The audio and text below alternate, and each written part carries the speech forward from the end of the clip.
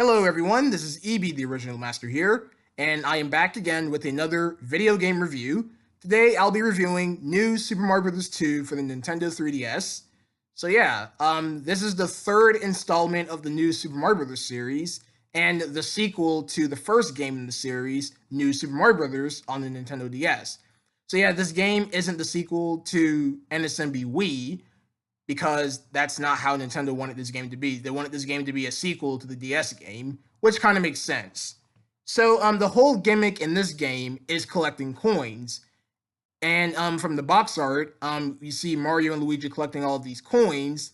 And yeah, that's basically the whole gimmick for this game. And your goal is to see if you can collect 1 million coins. Yes, 1 million coins.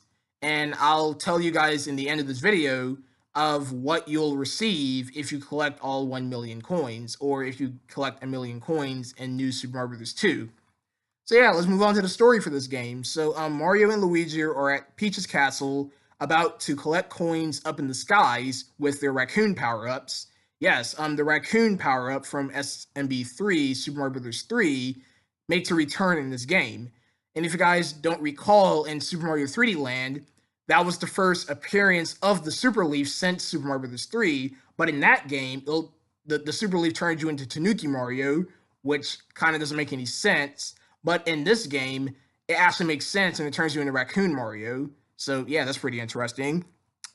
Mario and Luigi are up in the skies collecting all these coins, and once they've landed, they've seen or they've noticed that the Koopalings have arrived in Bowser's clown car with Princess Peach in their hands. Peach has been kidnapped, and Mario and Luigi have to go rescue her. That's the same story that has been happening throughout all of these Mario games. Let's move on to the controls in this game. Since this is a 3DS game, you'll be moving Mario either with the circle pad or the D-pad. Either way, you'll control Mario using those.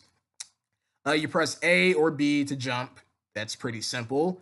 If you hold down the Y button while walking, you'll perform a dash, which makes Mario run a little bit faster than usual. And Mario's 3D moves, such as the ground pound, the wall jump, the triple jump, is also here in this game. And yeah, that's about it for basic controls. Now let's talk about the worlds in this game. The first world is the grass world.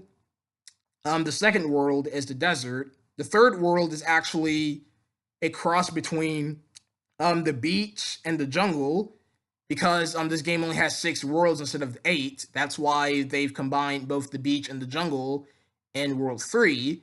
World 4 is the snowlands. World 5 is up in the clouds.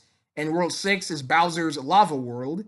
And after you beat the main game, you'll unlock World Star, which is actually the 9th world in the game, while World Flower and Mushroom is World 7 and 8, if you want to count that as additional worlds.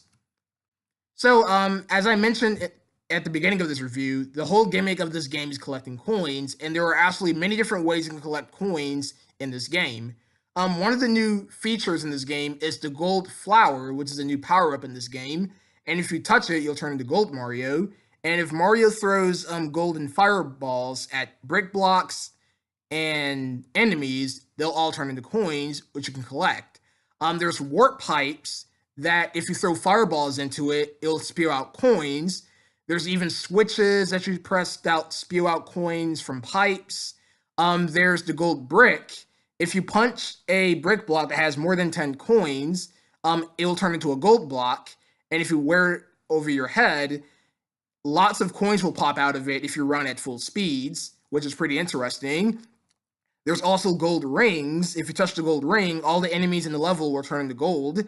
And if you step on them, you'll earn even more coins. So yes, that's basically the whole gimmick of this game, is to see how many coins you can collect, which I've mentioned is 1 million.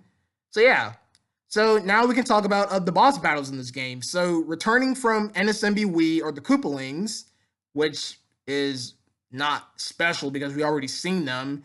And I was hoping that this game is going to have new or original bosses. But to make it up, they've brought back Reznor from Super Mario World. If you guys don't know who Reznor is, Reznor are these small triceratop enemies or bosses in Super Mario World, which they ride on a little Ferris wheel thing, and you have to hit the blocks underneath them to attack them. And if you defeat all of the Resnors, you've defeated the boss. So yes, that's a returning feature in this game, Mr. Resnors. You fight the Koopalings, like I've mentioned. You fight Roy Koopa in World 1. World 2, you fight Iggy. World 3, you fight Wendy. World 4, you fight Morton. World 5, you fight Ludwig. World 7, or World Mushroom, you fight Larry. In World Flower, you'll fight Lemmy. And in World 6, you'll defeat Bowser. And to be honest, Bowser's final boss in this game is the exact same as his final boss in NSMB Wii. He's small at first, and then the Koopalings spew magic over him, and he turns big. But instead of platforming like in NSMB Wii, Bowser will swipe his arms, destroying these platforms that you stand on, and you have to jump to the other platform, or else he'll swipe at the one that you're currently on, and you'll end up dying. So you have to watch out for that. Returning power-ups in this game is the Super Mushroom, Fire Flower, Starman. The Mini Mushroom is back in this game. The Mega Mushroom is also back in this game as well. The Mega Mushroom is the rarest power-up in this game. It's because there's not that many levels with the Mega Mushroom, but it's pretty cool to see it returning. Instead of... Oh, I'm so sorry. I don't even know why I said that. Excuse me. I didn't mean to say that, but yeah. So, returning in this game are also the star coins. There are 3 star coins in each stage, like in the other NSMB games. And if you collect all of the star coins, you'll earn a star in your file.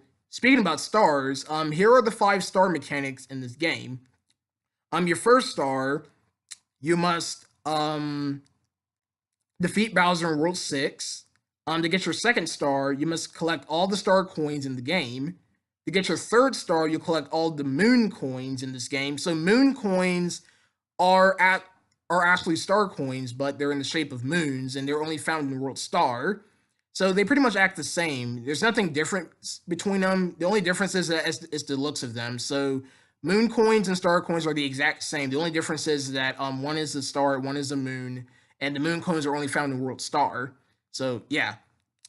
To get your fourth star, you must max out your life counter to 3 crowns, which was introduced in Super Mario 3D Land, and it was also brought back in this game, and it will also return again in Super Mario 3D World. The three crown lives, which is also known as 1,110 lives. And to get your 5th and final star, you must unlock all the secret exits in the game. And I am so sorry if I'm stuttering here. I apologize, you guys. Bear with me. So yeah, and to make sure if you want your stars to remain shining, yeah, or if you want your stars to shine in your file, make sure you do not hit the invincibility leaf, which triggers if you die in the stage more than 5 times, which acts like the invincibility leaf from Super Mario 3D Land, which turns you into White Raccoon Mario or White Tanuki Mario, and you can defeat enemies if you come contact to them with the White Tanuki suit or the White Raccoon suit, whatever you want to call it. So yeah. So last but not least, I have 2 more things I want to talk about before I give out my final rating for this game. The first thing I want to talk about are called the rainbow levels. So the rainbow levels, you unlock them if you grab the flagpole at a certain timer in the levels that you occur in, or the levels that you're in currently. That's what I meant to say. So to get the rainbow level for World 1, your timer has to be 1-1. For World 2, it has to be 2-2. World 3, 3-3, vice versa, all the way up to World 6. But what about World's Mushroom, Star, and Flower, you may ask? Well, for World Mushroom, you must grab the flagpole at 7-7, World Flower 8-8, and World Star 9-9. And if you grab the flagpoles at those 2 digits of the timer, you'll unlock the rainbow levels. And they're like enemy-free coin collecting rooms, which gives you enough time to collect as many coins in that area. And there's even times where there's a giant 100 coin that you can collect, which will gain you an extra life. So yeah, that's about it with the rainbow courses. And one more thing I want to talk about are the 1 million coins that you collect in the game. So if you collect 1 million coins, you'll get a golden Mario statue in the title screen, and the sky is yellow. And if you collect 9 million coins, you'll get a golden raccoon Mario in the title screen, and that's pretty much it. So yeah, that's basically all you do in New Super Mario Bros. 2. So now it's time for my verdict. Um, about this game. Oh yeah, I almost forgot. There's one more mode in this game. There is one more mode, which is the coin rush mode. Yeah, I almost forgot about the coin rush mode. Man, it's been a while since I played this game, but I do remember what this game features. So yeah, in the coin rush mode, there are many different cups or packs that you can play in, which has different levels from the game, but you must collect as many coins as you can in those levels and under a short time limit. Under a short time limit. So yeah, that's basically the coin rush mode. There's also other packs that you can download from there. There's the mushroom pack, the star pack, the flower pack, which is given to you at start. There's also the impossible pack, the classic pack, which was DLC for NSMB2 at the time when this game was released. And yeah, there's also a secret cannon levels in the world maps that you could play around in order to unlock the other worlds in the game. All right, now it's time for my verdict. So NSMB2 is an okay game. This isn't my favorite of the NSMB series. I still think the DS game is still superior to all the others. But yeah, this game is just okay. I'll have to give this game a 7.5 out of 10. Not a bad game, but just okay. Could have been a lot better, but yeah, it is what it is. The gimmicks were all right, and yeah. So yeah, that is my review on NSMB2. I apologize for the stuttering at points, but you have to bear with me here. I'm trying my hardest to provide the review to you guys. So yeah. And there's also a 2-player co-op in this game, just to add that.